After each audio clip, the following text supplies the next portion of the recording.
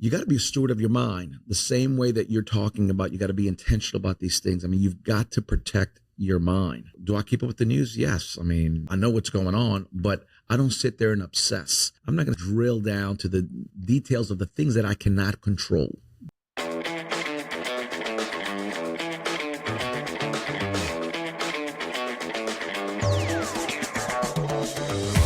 Hello there, it's me, Steve Mellor, and welcome in to Growth Ready, the podcast that allows high performers to reveal the reality behind what it means to ready yourself for growth, the personal and professional challenges along the growth journey, while also allowing the high performance executive coach in me to satisfy his curiosity toward what drives optimal performance.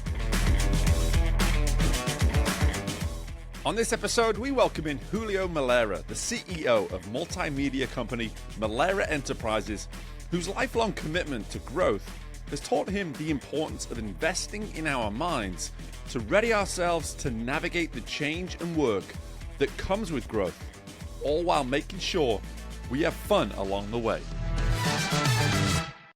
We are live in studio, and I am so excited to have a guest today who, he may not realize it because I don't think I've vocalized it to you directly, Julio, but this has been a long time coming for me. But I'm a huge believer in God's timing, and I think with the release of your book, which we will get to, this is the right time for us to have this conversation today, which I'm just excited about. But before we go any further, I'm going to ask you the question that I ask every person that comes on the show. Julio Melara, what does it mean to you to be growth ready? I've been asked a lot of questions before, but not that one, Steve. What does it mean to be growth ready? I think to be growth ready means that you're ready to change and evolve, that you're hungry for more, right? A thought that hits me and strikes me as you ask that question is that everybody would agree that growing is a good thing, that growing is a great thing. But the challenge with that is that it demands change. And most people don't want to change. So I think growth ready is all about being hungry and wanting to be transformed and evolve, certainly on a personal and professional level. There's that word, want. You got to want it. Yes. And because you're alluding to so much there straight away, is the glamour of growth, the appeal of growth. It can really trick us into this thing that's going to just come to us because we've decided that it's this thing that's out there. It's now available to us, but there's this want. And I would love for you just to help our listeners immediately, fresh off the bat here. When Julio Melara says, I want something, where does that process even begin for you? Like, how do you get so sure that not only are you going to pursue something, but it's something at your core that you want to get? Well, I think it starts from the seeds that my mother planted with me. You know a little bit of my story. My father left us when I was 4 years old, and my mother didn't have a college education, but she was one of the wisest people that I've ever known. And she planted that seed. She used to tell me, in this world, son, there will be people smarter than you, with more education than you, from higher socioeconomic levels than you. But there's two things you don't let anybody do. You don't let anybody outwork you or outlearn you. And that seed planted in me as a young man, I've always recognized that you have to be very, very intentional. And so I do. I operate when I have clarity of my goals and objectives. I go after it 100%. And it doesn't matter if I was a teenager or in my 20s or where I am today. It's something that for whatever reason has been very innate in me, and I've always gone after everything with everything I've got. The part of your story that I've come to learn over the years of just getting to know you now in the last couple of years is you typically figure it out in terms of getting what it is you want. Like you to your point, you get so honed in on I've gained clarification around the goal.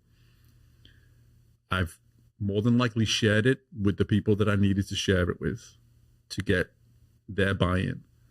And now it's about, let's make it happen. And so when you talk about that work ethic that was ingrained from such a young age through your mother, how across your life were you able to sort of pick those moments or pick those lessons when it was the only way I'm going to get what I want is by this relentless approach to not allowing any other result? It seems to be once I've got clear on what the result is, I'm going to find a way to make it happen. Like, how did you learn that?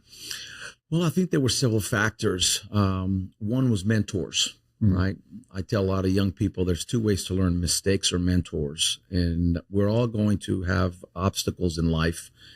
And, adversity is not prejudice. Whether you're black or white, Hispanic, Chinese, male, female, rich, poor, young, old, adversity is going to visit all of us. And so I think having that understanding that there's always going to be obstacles, there's always going to be speed bumps, there's always going to be challenges in your pursuit of any goal. And it doesn't matter if it's to have a successful marriage, successful business, win a gold medal at the Olympics. I mean, we've got to learn how to overcome. I think, one of the epiphanies that I've had as I've gotten older is that we don't really learn anything when things are easy in life.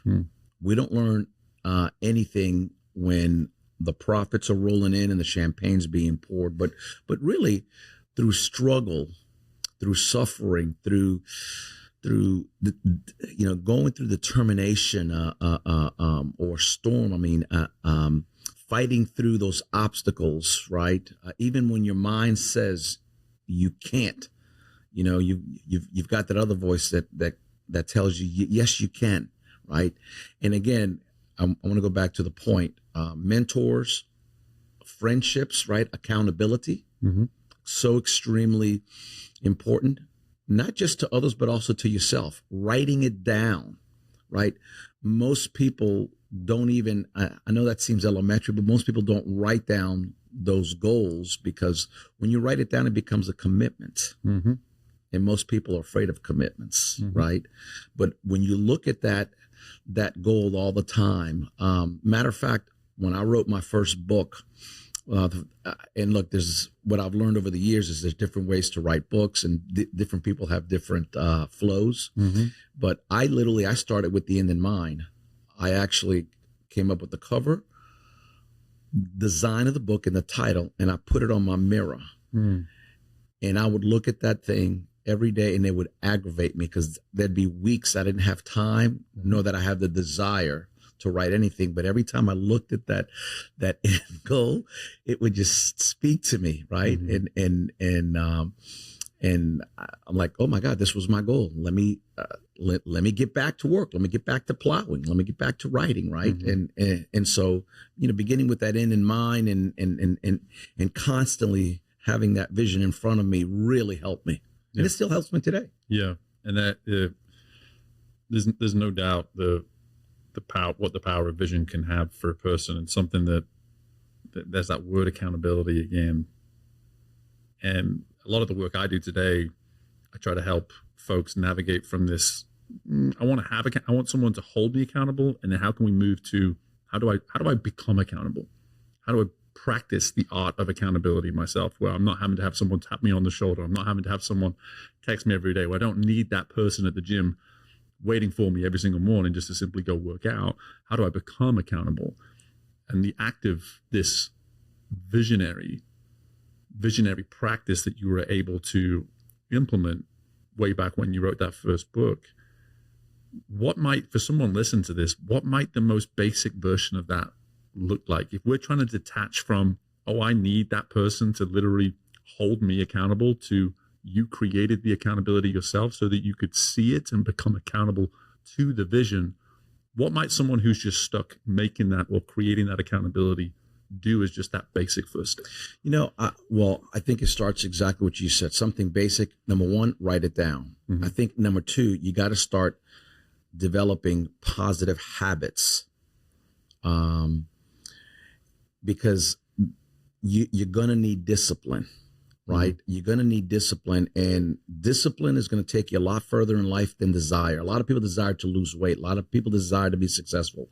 But if you don't have the discipline, and what people don't understand is that discipline births habits, right? If I do something, depending on which psychologist you talk to, 30 days in a row, 45 days in a row, right? Then that discipline can turn into a habit. And our habits really determine our future. And so I think it begins with writing it down, having clarity. What is the goal here? And then 2, what are the habits that I need to develop? Okay, I may want to lose 25 pounds. Right? I'm not going to lose it overnight. Okay. What does it start with? Hey, maybe a gradual walk, my eating habits, right? And planning out my meal plan, planning out my workout routine, right? And then as I get into a cadence, a rhythm, start developing those habits, then I'll start seeing a couple of pounds shredded, for example, right? It's the same thing in business too. It's the exact same thing in business. I think one of the tragedies in contemporary living is that we don't appreciate the small beginnings. People are on social media and they see this successful business or this influencer or this person that shredded. I mean, you take your pick, right? Athletics, business, economics, but every oak tree started as an acorn. And I think if we appreciate, hey, let me just start today. I think even starting is a win, right? You got to start from somewhere, right? Right. And so I love that. And I love this small beginnings. And even that metaphor, I almost want to take your metaphor and expand upon it in the sense of, any tree, any plant, in order for it to start growing upwards, it must first grow its roots. That's right. And those small beginnings, I mean, I was just joking with you right before we started. I've come from 4 back-to-back coaching sessions today. 2 of the 4, we talked about for the 3rd or 4th session in a row, the same commitment. And in my world, whenever I hear the same commitment come up again with no action taken, my goal is not to judge the lack of action. My goal in that moment is to ask, okay, how do we strengthen the support or anchor the commitment with something that's going to turn it into an action? Because right now, clearly it's lacking enough root. It's lacking enough anchor to take you to that initial small first step. And when you think of, for instance, in your story of the first book that you wrote, I'm just curious, like, for any significant decision that you've made over the course of your life, like you taught, that's the way you answered the first question. We have to evolve. We have to change. Let's look at it through the lens of evolution for you. When Julio Melara has had a moment in his life where he's just overcome by this need to evolve, or overcome by this need to change, what typically is that anchored in? Like, what typically is the root cause for you feeling this need to grow, this need to change? That's a real good question. I think for me, again, I said this not long ago to an audience, but getting older sucks, but it has its advantages, right? And I have so much clarity. I have a lot of scars. I have a lot of mileage on my tires now. I have a lot of experiences, good and bad. And so I have a lot of clarity. And when you have clarity, it's a game changer. And so what I know is that you can never exhaust your capacity to grow and learn. That's what I've come to understand. One of my favorite proverbs says, through wisdom, a house is built.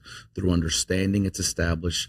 By knowledge, its chambers are filled with beautiful and precious things. And it's a metaphor for our lives, right? So I'll re-engineer it.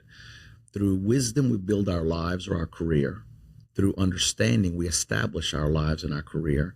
And by knowledge, right, the things that we put in here, right, we fill our minds and our lives with beautiful and precious things that help us understand life, business, finances, whatever it is. And then we can make wise decisions. They're going to give us the outcomes that we're looking for.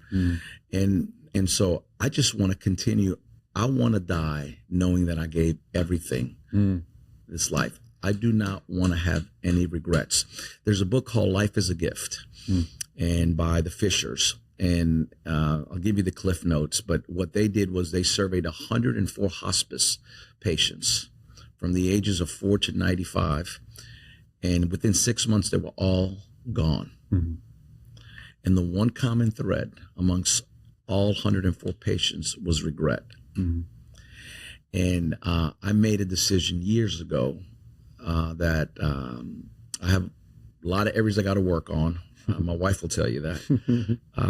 But we have the same wife. Yes, exactly right. But one of them is that I don't want to leave when my career's over, when I'm done with this life. I don't want to have any regrets. Yeah. And so that's how I live my life. And I'll tell you the other thing that comes to mind. One of the great epiphanies I had was with the great legendary coach. It's one of the highlights of my life with legendary coach John Wooden from UCLA, right? 10 national championships, 4 undefeated seasons. And I had the privilege of having dinner with him twice in 6 months. The second time, though, was private. The first was with a lot of people in Atlanta, but the second one was in Cabo San Lucas. And I'll never forget, he was 95 years old and sharp as a cookie. Yeah. Right? Poe could quote poetry, scripture. I mean, the guy was just sharp. Moved slow physically, but sharp mentally. And I asked him, I said, Coach, how are you so sharp? And I'll never forget what he told me. He paused for a moment and he said, Julio, every day I use my mind muscles. I do word puzzles. I read, I write. He goes, never forget this, son. You will lose what you don't use. Your mind, your muscles, and the gifts and talents that God has placed inside of you. And I think about that often because the data, the science says that every single human being has 3 to 5 areas of excellence. Some call it talent, some call it gifts, call it whatever you want to call it. But we are to continually be developing those gifts and talents. And really, they're not for us, right? They're for other people. Right. And so that motivates me. That continues to help drive me to continue to want to grow and learn. I love that shift. Just there you were making it. Obviously, the insight from the legend of Coach Wooden, which is clearly a challenge to you, the individual, of what you can do with what you've been blessed with. But to shift towards, well, and again, correct me if I'm wrong, but I feel like I'm hearing this, is that maybe the greatest way to create that accountability for oneself is to see our gifts as a service to others. Yes, I think that's very well said. You know, my other epiphany, Steve, I don't think that you or I or anybody else watching or listening to this is here on the earth because they're a good person, a good guy, a good gal.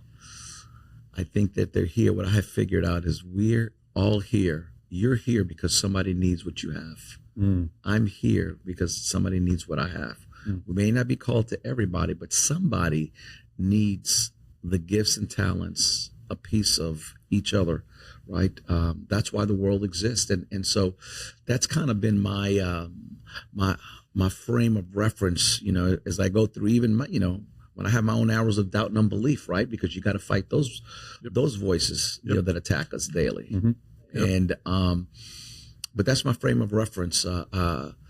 Hey, I got to do my best so that I can give my best to others today. Yeah. And I mean, for me personally, I'd heard those insights, and then you start having kids and then you just go, man, it becomes so real at that point. And I'm not saying that everyone has to do that just to simply get this perspective. My point being is that I'd like to believe that we all have that particular sliding door moment in all our lives where something happens to us and we have the choice in that moment. This is our sign. This is our sign to start making our talents and what it is we bring to this earth about those around us, whether that be as a parent or because you got that promotion and now you're overseeing certain people, or you started that business and it's something in an area where people need that service and you need to be the first one to recognize it because when you do, typically that a little extra effort to get that service out there, to put that website together, to put those boots on the ground and network, you're going to always have that little bit more extra, right? That's right. To lean on that. Yeah.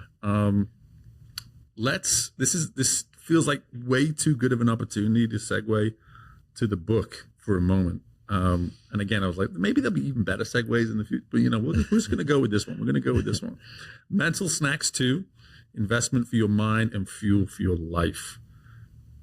I'm hearing two very different, I guess, benefits to what can come from one, investing and understanding the mind.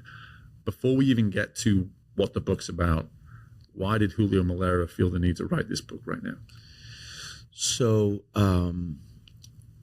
people were asking me, when I came out with Mental Snacks 1, I have some clients all over the country that have just gobbled all those mental snacks. And I actually had a client say, hey, when you coming out with your next mental snack? I go, because I'm actually working, I have another book coming out later this year that's on mindset.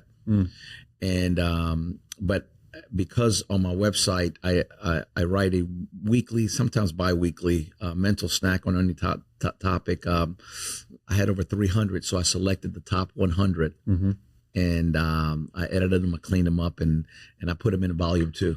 Beautiful. Yeah. So it almost sounds like you were just overloaded and overwhelmed with wisdom, courtesy of yourself from your own organic thoughts. And it's just like, I got to put this stuff on page somewhere. I got to put this on page. But I'm curious, like, what is it in the way you work with clients?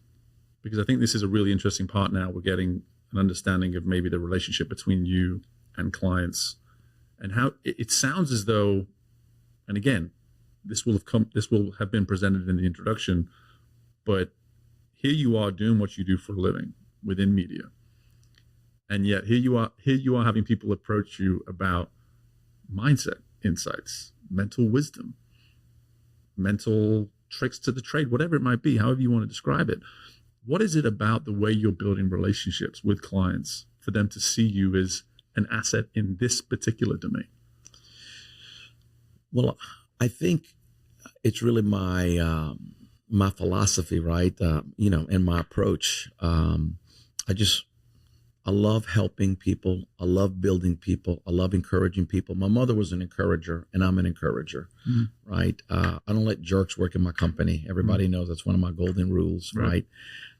We have a very positive environment, not perfect by any stretch of the imagination, because there's human beings, but our culture's by design, not by default, right? We're very intentional. We live out our values. While we have a lot of imperfection, we definitely live our values. And so I think that consistency, right? You got to practice what you preach. It's a lot easier to preach things. It's a lot different. It's a lot harder to live them. And I think that when people see that authenticity, it transcends. And I'd like to think that certainly I try every day to live my values and to serve others. We have our own sales philosophy is built on 4 pillars. Hey, we want to give value first, always. We want to build long-term relationships. We want to be creative and think outside of the box for solutions for clients, right? Because it's not a one-size-fits-all. And you got to have fun, because in the world, you're going to get a lot of rejection. You're going to get a lot of no's, but you got to make it fun, right? I mean, business is serious, but it's got to be fun, because this is what we do every single day, right? Yeah. You gave me the opportunity to talk to your sales team when I was still cutting my teeth in this world that I'm operating in now, and I remember hearing this fun element, and it's very timely that we're even bringing this up, because for me, and one thing I've been encouraged by tens upon pretty much hundreds of listeners at this point is like, Steve, you spend so much time asking questions to these guests of yours. Give us a little bit of you from time to time, and I'm gonna hog a little bit of the limelight here for a moment and just say, like, fun is an area in my life that I have under the microscope right now, because here I am as a guy. I love to cook, and I make time to cook. I love to travel, and I make time to travel. But when I'm cooking, I'm not in the cooking. When I'm traveling, I'm not in the traveling. My mind is elsewhere at times. And I cannot help but think about that in regards to this sales team, for instance, of yours. Like, part of part of what you sign up for in sales is you live it, right? You live it. You got to be in every room you're in is an opportunity to close, right? ABC, ABC. And so you're thinking that way. And yet here you are saying, no, listen, having fun is so important. It must be a pillar. And I'm curious now, going back to even this term accountability, how do you hold a sales team accountable to ensuring they're having fun? Because I think a lot of people can benefit from hearing how you maybe answer that is having fun. Wow, we're on a show about growth ready. We got to grind. We got to do the work. We got to be willing to change. How does one have fun? How do you find the fun? Yeah. Well, and I equate fun to laughter, right? Laughter is good medicine for the soul, right? So like one of the things that most people don't know, whenever I travel, my wife and I, we like to go to comedy clubs or improv shows and just go laugh. Yeah. I mean, there's nothing good like a good belly laugh, right? So first of all, at our organization, we have what's called the Culture Club. So these are about, there's 8 or 10 of them that are part of the Culture Club, and they come up with at least once a month. We have 2 big functions for the company a year, but every month, if not every other month, they come up with something that's fun oriented, that is entertainment oriented, so that we can integrate that. And you have to plan it, just like you have to be intentional about your work. You got to be intentional about the fun, about the laughter, about the play, because again, the data is very, very clear.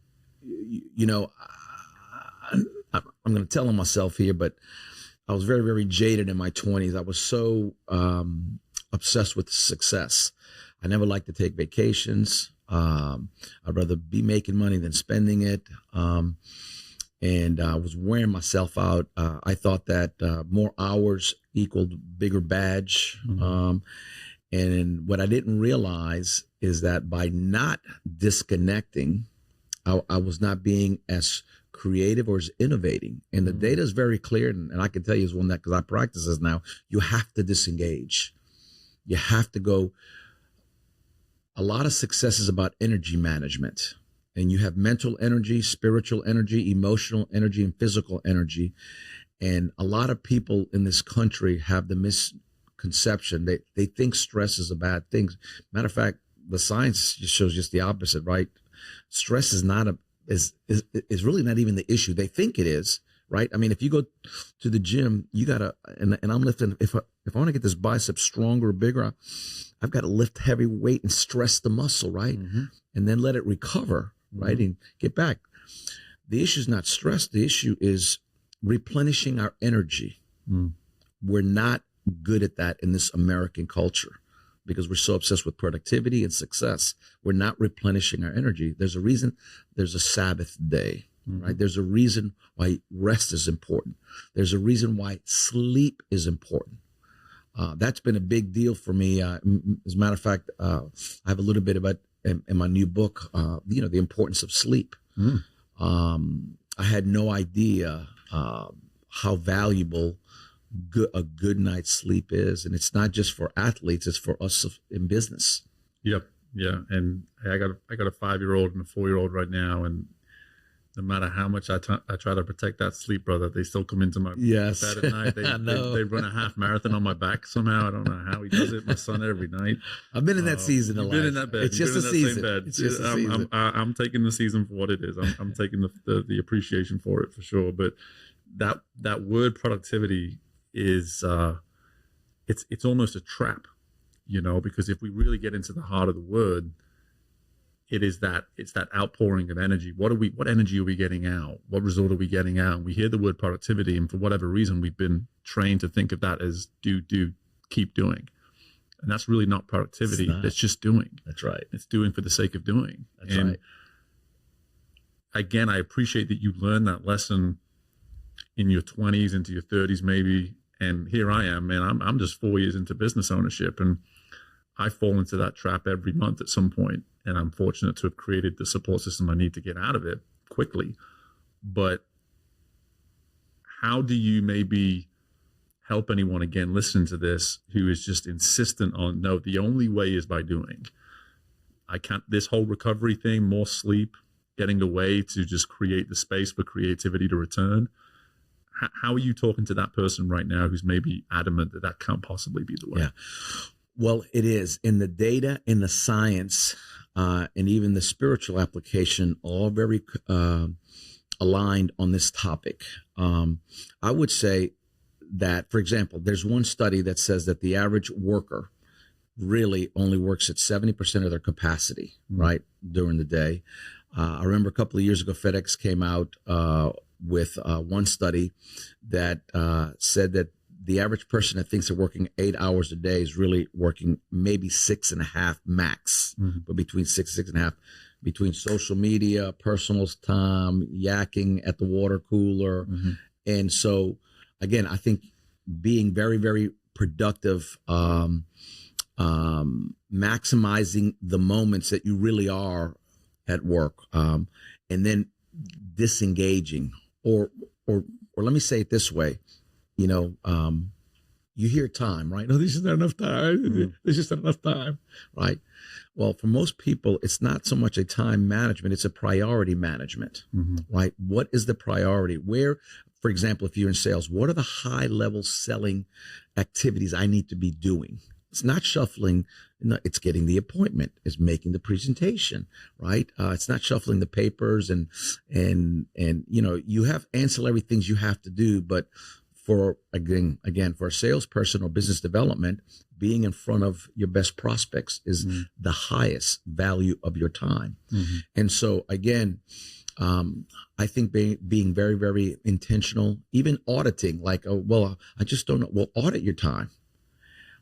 Take time. What do you do in those 8 hours or 9 hours or 7 hours, however, what are you doing, right?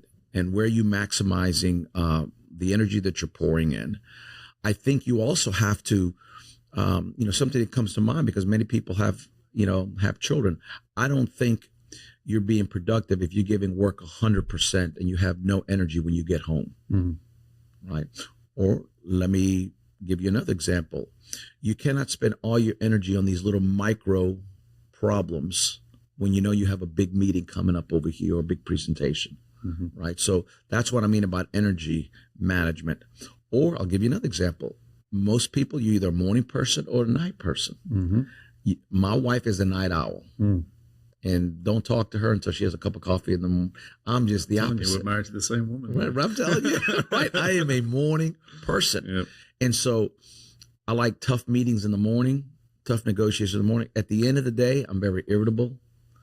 I don't like to have tough meetings. I'm just mentally and emotionally and spiritually and even physically, I'm just not, I go to the gym in the morning. I do my reading in the morning. I do my writing in the morning. I do my Devo time in the morning. I'm energized. I love mornings, right? But towards the end of the day, man, it goes down. I got you. I think we got you right just as the peak, as that we're maybe on the downslope, but we got you early enough in the day where we're not we're far from the bottom, which is good. But next time we do this again, we'll do a 6 a.m. Hey, man, I love it. I love it. But what I always love about the way people title books is that a lot of the time we draw people in with the title, and typically the subtitle is what really tells the story of what it is that the book's about. An investment for the mind and fuel for your life. So much of what you're articulating here is that fuel, and for you personally, you just went into it there. You're a morning person. You hit the gym. I know you're a man of God, and you read scripture, and you make time for people right off the bat. And even hearing that you typically get a little bit down towards the end of the day, I've seen you at many evening events, and so you find the energy from somewhere. Talk to me about just when you think about the way you're seen, because you must know you're seen as a man of energy. And why does that? Why do you? I mean, I have to assume you pride yourself on that. And why do you pride yourself? I do. So, for whatever reason, I've shared the story to a couple of times, but this is very important. So about 14, 15 years ago, when I used to go to the MBA school over at LSU and be a guest speaker, I remember the students would ask me, so what do you do as a CEO, right? And I would go, strategy, mission, blah, blah, blah, blah, blah, blah. Well, go back 5 years later, right? And I'm evolving, right? And so, hey, so what do you do as a CEO? And I go, I allocate resources, human, capital, and blah, blah, blah, blah, blah, blah, blah. Mm-hmm. I just found out what I do. I have clarity 5 years ago. Okay, what I do as a CEO. I just found out. So they don't teach you this in business No, school. they don't know, man. But again, this is part of what growth. Yep. Evolving, right? I do 4 things every day as the CEO of my organization. I lead with purpose. I serve people. I solve problems, and I bring the energy. And I think that's what I do every day. So I've got to be prepared for my people, and my people meaning my employees, my vendors, my customers, my competitors. So I think energy is a big deal. I think every one of us has a vibe, and it starts in here in the mind, right? As you said, my faith is very, very important to me. I know not everybody has the same journey, but what I do realize is that every one of us is existential. I don't know one human being that's not looking for meaning or purpose in their lives. Everybody. And so for me, I figured out St. Paul said in Scripture, he said, do not be conformed to this world, but be transformed by the renewing of your mind. And what I believe he was saying, paraphrase, is don't let the junk, the cynicism, the limitations of this world latch onto your mind, but constantly reprogram your mind. Feed it the right information, feed it the right education, right? Because whatever's going in is coming out. So I learned in my mid-20s to be a good steward of my mind. And the data is very, very clear, right?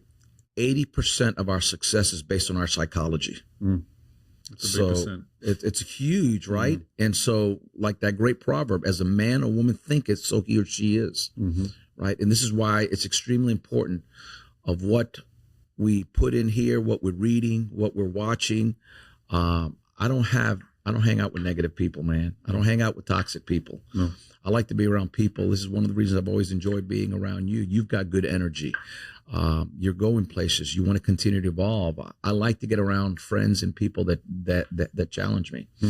I not only have a couple of older mentors, but I also have some younger mentors. I have mentors from the next generation because I want to stay on top of trends and things that are going on in the world. Right? Yeah. And I love that you took that where you did in terms of deep down, we want meaning, we want purpose. And yet so few people make that a priority. Yes. We allow the noise to get in as you alluded to. And I think about my own journey and the amount of, it seemed like such a scary step to step into business ownership. And yet I've never had greater clarity in my life because I'm following my meaning and my purpose. Is the risk greater than it's ever been? Of course. But the reward right now is every day I get to show up with the greatest amount of meaning and purpose in my work. And this is not my cry to people to ever want to start a business tomorrow. My point being, be selfish. Be a little bit selfish, at least. Like when it comes to your meaning and purpose, if you feel it and you want to better understand it, make it a priority. Protect that work. And that's something I'm hearing. We started with work. We started on that idea of like, hey, this stuff is work and it's got to be something that we want to do. When did you learn that you needed to make the mental side of what you do not only a priority, but it was going to be work? Like how quickly were you able to make that awareness, I guess, in terms of, hey, not only is it enough for me to be aware of this stuff, but I got to make time for it, and it's work. It's a process. Yeah. Well, again, when I had my spiritual awakening and I read that, I told my wife, if I die, put that on my tombstone. Romans 12:2, do not be conformed to this world, but be transformed by the renewing of your mind. It's so succinct and it's so clear to me because I have clients, I have relatives, I have friends, I have employees. Mental health is a big challenge, right? A lot of depression, a lot of discouragement, a lot of discontentment. I had a lady one day. I was in Newport, California, after a speech, and the lady, you're so positive, and she goes, I'm fighting depression, what can I do to become positive, like you? And she caught me off guard, right? And I go, well, ma'am, do you watch the news? Oh yeah, I watch the news every day. I said, well, first thing you can do is go on a news fast. Don't watch the news for the next 4 weeks. Well, how am I going to keep up with the news? I said, believe me, you'll find out from your friends or your in-laws, right? Right. This is the guy that owns a media company. Right. Exactly. I mean, like I've not picked up the daily newspaper in 20 years. I don't watch the 10 o'clock news. There's 2 times of the day that your mind is most open to absorb information. Its creative juices are working at optimum levels. It's early in the morning or late at night. And so you don't want to watch the 10 o'clock news that has a premium on murders and negative news and then go straight to bed, because that is programmed to your subconscious. And that's what I think you got to be a steward of your mind the same way that you're talking about. You got to be intentional about these things. I mean, you've got to protect your mind. And I'm not saying, again, do I keep up with the news? Yes. I mean, I know what's going on, but I don't sit there and obsess. It's almost like when I took speed reading classes. You read headlines, you look for keywords, but I'm not going to sit there and drill down to the details of the things that I cannot control. Right? Why would I waste my time and energy going down that rabbit hole when there's opportunity and possibilities and positive things going down this path? But people don't think about it. No. And again, it's the intentionality. It's being aware, and the way the world is now operating, it's so easy to fall into the trap of the treadmill. We can just hop on the treadmill that is life, and it just keeps moving, and we're allowing what's surrounding us to work its way in. Well, right? I want to go back something you said about risk, right? Because again, if you don't take the risk, starting your own business, getting out of your comfort zone, right? Whatever it is. Dan Barnett, the former voice of the Tigers, he gave me one of the greatest quotes. And I remember like it was yesterday because it impacted me. It was 1999. It's also an amazing voice that's delivering the message. Delivering the message. He knew that I'm a quote fanatic. Yeah. Right. And he told me, he says, Julio, never forget. He said, risk is the tariff you pay to leave the shores of predictable misery. Wow. Risk is the tariff you pay to leave the shores of predictable misery. Good grief. Right? Yeah. And so it's true. So if you want to be status quo, your world gets small, and really you become discontented, and it's easy to get discouraged, and you're just existing, you're not really living. But when you're being stretched, when you're going through a tough time, right? And you're pursuing goals, right? You keep evolving and growing, and again, if you have that attitude, you eventually reach your potential with no regrets. Yeah, and I'm curious now that you brought up that word risk again. What have you learned? What have you learned from taking risk? What has risk taught you when you look back on maybe some of the biggest risks that you've taken in your life? There's a price to pay. For taking it and not taking it. And we've got to decide up front what price you're willing to pay. And again, I now look at risk. As a matter of fact, hopefully this will help some people that are watching. When I was younger, let's just talk about business deals and opportunities and investments. People would come, and when I was younger, I was hungry. I wanted to make money, and people would bring all these, and all I would look at is how much could the money make? How much could I make? Young, naive, then you get burnt and you make some investments. And today it's just the opposite, right? And I get deals a lot more today, right? Sure. But I look at the downside. When I was younger, I only looked at the upside, but the first thing I look at when anybody brings me a deal is what is the downside, right? I'm looking to mitigate my risk.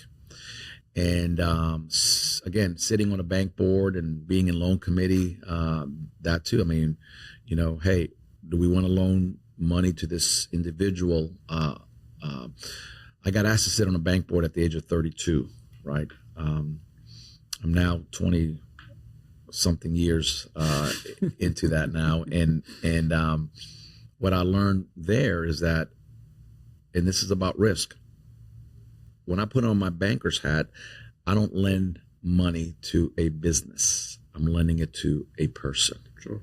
And is that person of the character that if things don't go right, are they going to still work through to repay back the money, right? So I think all of us are in the risk business, and some people say no risk, no reward. I think no risk, no nothing. I mean, you've got to step out of your comfort zone. Whether it be, some people are afraid to propose in a relationship or start their business the way you did, or even me. Look, I've had fear try and grip me, but I'm glad that I've stepped out the times that I stepped out. I wouldn't be where I am today without taking that leap of faith. Yeah, yeah. Fear has been an ongoing, for whatever reason. I've just had a series of guests, especially in 2025, that fear has come up a lot. But specifically to risk, it just seems to be something that you can never understand until you take. People talk about, this paralysis analysis, and that's typically what risk can do to us. We're so focused on the pros and the cons, the benefits, the lack of, whatever it may be, and then the risk prevents us from taking any action. Well, and look, hopefully this will help somebody that's watching or listening. So right now I have a deal that's come my way, and it looks attractive, but there's a great proverb that I live by, one of a couple, that says, in the multitude of counselors, there's safety. Another version says there's wisdom. So not trying to go at it alone. So get other people that have more expertise, more experience, that have more mileage, right? Or who you respect their perspective, right? And so I have those people. So, last night, as a matter of fact, I shot a couple of emails out to 3 people, said, hey, look at this proposal that's come across. Give me your thoughts, right? And they've all come back with my initial gut feeling, right? That I probably should say no to this thing, right? Okay. But again, I'm lining up what I call the dots. Sure. Right? Or the dots lining up, right? Yeah. And again, we all, it's just a lot better collaborating and having people that, within your circle that you respect and you trust, can get you better outcomes and maybe even help you see things you don't see. That's happened to me many times. Yeah. I mean, you're just preaching one of the main things I tell folks when they're considering coaching is we know what we know. We know what we don't know, and then there's this giant bag in the corner that we'll get to, which is we don't know what we don't know. That's exactly right. It's coming at some point, whether it comes right away or in time. One of my mentors used to tell me to know what you know and know what you don't know is to know. Just that takes it. That one kind of rattles you a little bit. Right. There's some sense in there somewhere. To know what you know and know what you don't know is to know. Yeah, that's fair. Right. That's fair. I get that. And so I think that's an important component. To understand that we all have blind spots, right? That we all need a coach. Yep. I think it's important. One of my favorite things about going back to the book again is you call it mental snacks. You don't call it mental meals. You don't call it mental tasting menus.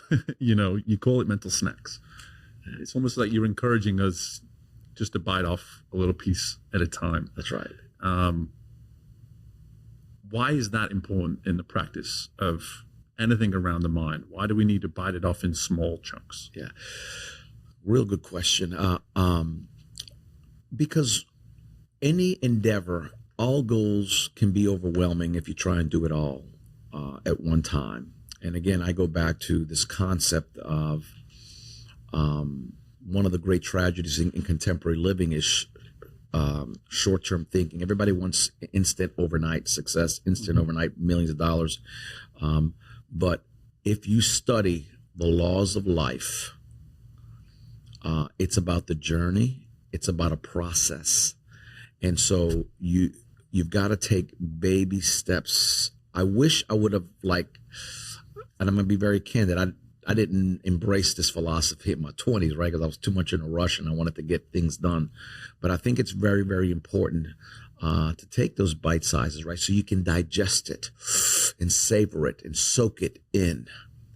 if you try and gobble it all at one time, you're going to choke. And that's what happens to a lot of people. And it's a great metaphor, right? And same thing again, I want to build this big company and I'm going to go borrow $1 million. Well, really, is that the wisest thing to do? What about work out of your house first, right? And test the concept and make some calls. Is there demand for this product or service? And right. And again, you mitigate risk that way too. But I think, that was my whole thinking, is that, hey, little bite sizes, digest it, get it, savor the flavor, absorb it so that you get something out of it.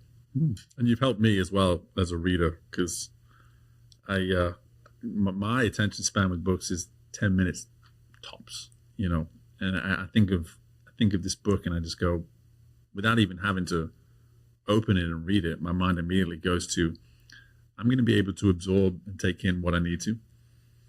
And to your point, digest it. And this is, again, what I love about my daily reading of scripture is you only need a little chunk, right? And it stays with you the rest of the day. That's and right. At some point, it will show itself. Whatever you took in will present itself in some form. That's and right. you'll go, that's why I read that. That's why Yes. God had me read that today. Yes. And I look forward to this being a similar guide for me. But for you now, you talk about this book coming out later this year. I know deals are always going to be on the table with someone like yourself, and there's new ideas probably pouring in just to your own mind, never mind your team, all the time. For you at the juncture of life that you're in, coming back to growth now, where else can Julio grow? Like what does growth look like for you Oh now? my God, I have so many areas. I want to continue to evolve. I want to continue. I really enjoy writing. I've gotten better. I remember you sharing that with me actually when we visited one time. Is that you went like 10 years without being able to, pretty much. Yeah, 17. 17 years without being able to write. Yeah, You know? I wrote my first book at 29. My goal was to write, this is the overachiever, right? To write 10 books in 10 years. Well, I wrote 4 books in 7 years, and then I had kids. Right. And I didn't write anything for 17 years. So this is the first book in 17 years. Yeah. And, but again, evolving, learning, and growing. English was my worst subject in high school. I didn't do that well in college, but at the end of college, it started evolving. And then I grew up with a stuttering problem. And now I speak. And so God's grace has been amazing. And so I want to continue to write. I have no intention of ever retiring. I've had 4 friends over the last couple of years retiring, and most of them struggle. Again, and I think about John Wooden. The gifts, the experiences are not for me, they're for others. So I think the word should be repurposed or re-inspired. I may not be doing the same thing that I'm doing in the way that I'm doing it, but I have no intention of not sharing what I believe are the gifts and talents that God has given me to help build people and encourage people. I tend to do that till I have my last breath. Yeah. And I think that's what I've you got a few years on me, man. We're not gonna start shouting out numbers here, but even though my hairline hurts me right now when I say that, or lack thereof. But for me, I've already started thinking that way too, 15, 20, 25, 30 years. And my wife looks at me now and she says, why do we even talk about retirement? I don't see a world where you ever have nothing to wake up for, so to speak. Like, Yes. you're always going to have something to wake up for. And I see you as someone, whether I've ever shared this with you directly, but I do look at you as an example and as a mentor to me, because Thank you. what I see is the ability to shift our talents in the certain chapters of life that we're in right now. It's important for you to be the CEO, and has been important for you to be the CEO that you've been for as long as you have been. But you have all this runway ahead of you where you can become the writer you've been unable to be for the last 17 years. And you can become the speaker maybe that you've been unable to be for the last 17 years. And I think that's a message that we all need to hear, is that so often we think once we've committed to a lane, that's it, that's our lane. And you're living proof. The lane is whatever you want the lane to be. That's right. For that chapter of That's life. exactly right. I think that's very well put. The world's so big, and I know you've traveled the world. I think in this culture here in the U.S., we don't appreciate enough of the world, meaning the different music, the different foods, the different cultures. I love traveling. I want to continue to do that because I just love learning about other places and peoples and food. I love history. And so again, the world's so rich. There's so many things to see and do. And I think, many times our vision gets so small when it's a big world in our minds, right? I mean, again, I go back to science a little bit. We're only using 10% of capacity of the brain, depending which study you look at, 10 to some say 15. I saw another one 20, but I mean, there's so much more that can happen here. Yeah, and some of us don't get blessed with a big enough brain in the first place. Too. Right? 10 to 15% is. But no, man. I mean, this for me is, everything that you provided to us today really speaks to the heart and the mission of the show. Is that, while you answered that question, what it means to you to be growth ready there at the beginning, something that I've really heard through this conversation is that you're creating a system within yourself to where you can entertain growth at any moment. You remain open to it. You may not make the decision to commit right away, but you're positioning yourself to at least receive the opportunity and consider it as it comes. When so often, like I said just before, if we get so focused on one lane, if we get so focused on one idea, and we don't entertain all of our, you said earlier, 3 to 5 traits and talents that we have, and we focus on just the one, what do we miss? What do we miss out on by limiting our capacity to just this one area of skill, of talent, or whatever it may be? And so for you now, and this will probably be my last question, is when you think about the simple readiness to grow and why you are ready to grow in this not final, but many more chapters that you have ahead of you, what's keeping you ready now? What's keeping you ready for everything that's to come? What gets you most excited about what's to come? Oh man, the world's moving fast. The world's moving fast, and what keeps me ready? I also want to be an example for my kids. I want to leave a legacy, and I want them to understand. I have been very intentional. For example, in my fatherhood, because I grew up without a father. I always wanted to be the father that I never had to my kids. And when my twins were born, I gave away my golf clubs. I haven't played golf in 22 years. And because it was just too much time, right? Sure. But I didn't miss a practice. I didn't miss a ball game. I didn't miss a school function. And I have great relationship with all 3 of my adult children now. And so I know the investment was worth it. And so part of the answer to that is my legacy. I mean, that's what I want to continue to, grow and evolve and make sure that I leave a good example to those that I've mentored, to my own kids. I actually have I started a young leadership council at my company, and it's 6 employees in their 20s. Nice. And I take them to a nice restaurant. We get a private room, and for 2.5 hours, I mentor them. And I'm trying to do a brain dump. Awareness and EQ, leadership, resiliency, and mindset. And so I'm trying to impart into them and deposit in them what I wish I would have known in my 20s. So that fuels me.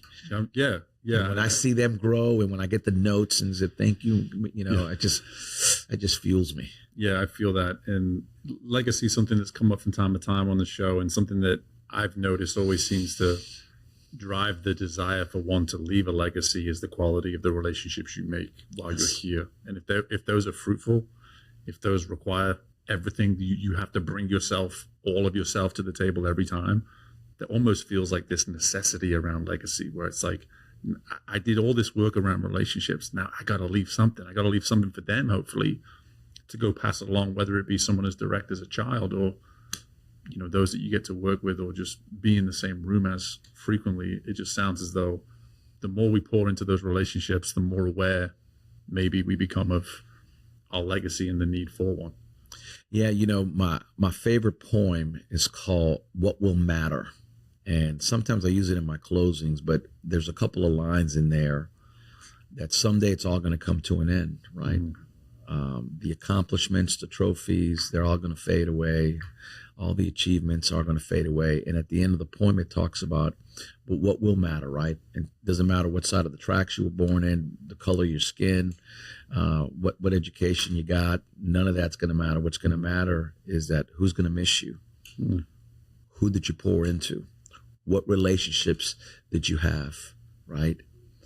And at the end of the day, this life, business, is about relationships. So I think you hit the nail on the head there.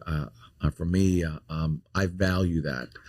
I value relationships, and look, some are for a season, some are for ever, and some are for a reason, right? I mean, but regardless, I always talk about this at our place, is that even if you only work for us for 1 year, I want you to have been a better person for being connected to us for that 1 year when you leave, right?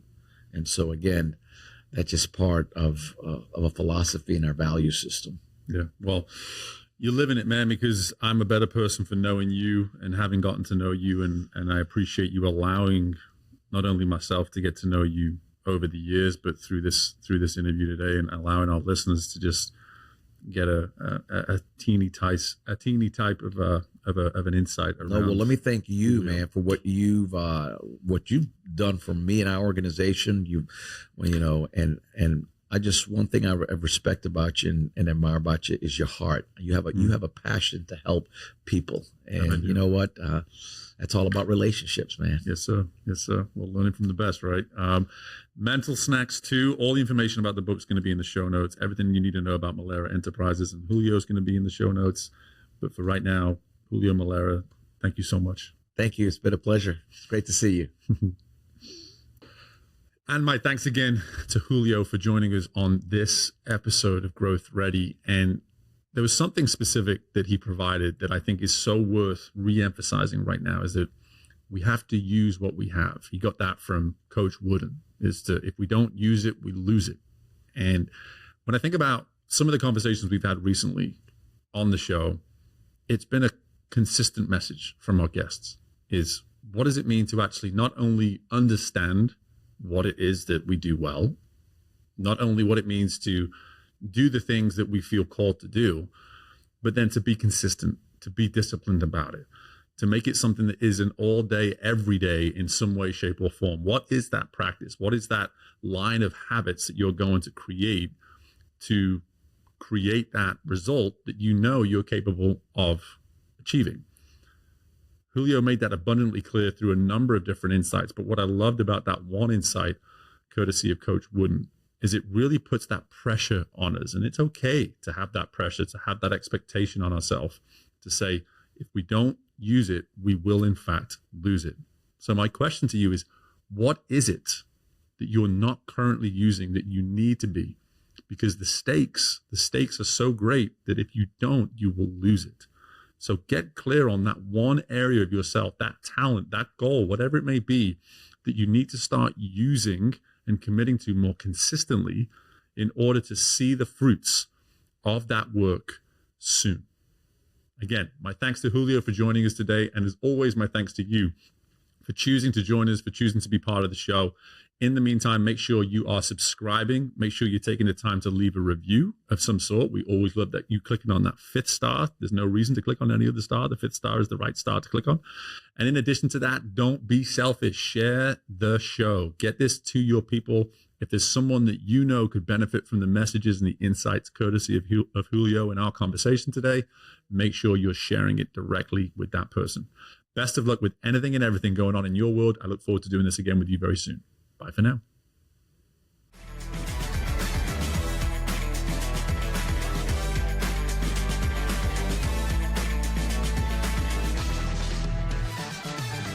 Thank you for tuning in to Growth Ready. If you liked what you heard and are feeling ready to grow, be sure to leave a 5-star rating, subscribe to the show, and share the episode with someone you know is ready to fuel their growth journey today. We love our community, so don't hesitate to reach out to us at podcast@growthready.com. And until next time, we are Growth Ready, and you will be too.